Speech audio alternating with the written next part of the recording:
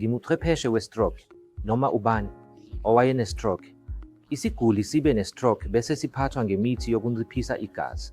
Bese futhi singaba ne-stroke futhi. Ngikholwe, kukhona cishe amaphesenti ayi-10 kuya kwangama-50 eziguli ezaba ne-stroke futhi zingaphinda zibe ne-stroke eyodwa. Lokhu kubizwa ngokuthi i-recurrent stroke. Ubani ozoba nale nkinga?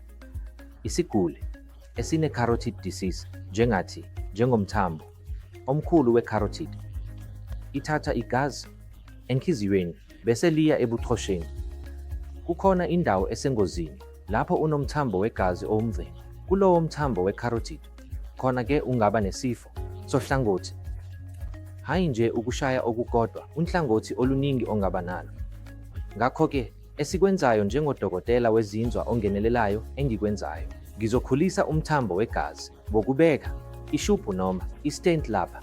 Uma usukhulise isitsha segazi futhi uma uzizwa ungaphezu kwamaphesenti angu-70 omkhumbi wegazi uzophuka. Khona-ke ungakwazi ukuvimbela enye isifo sohlangothi. Hhayi nje isifo se-carotid sinezingxenye ezimbili zobuchopho. Enye iyingxenye enkulu yobuchopho kanti enye iyingxenye encane yobuchopho.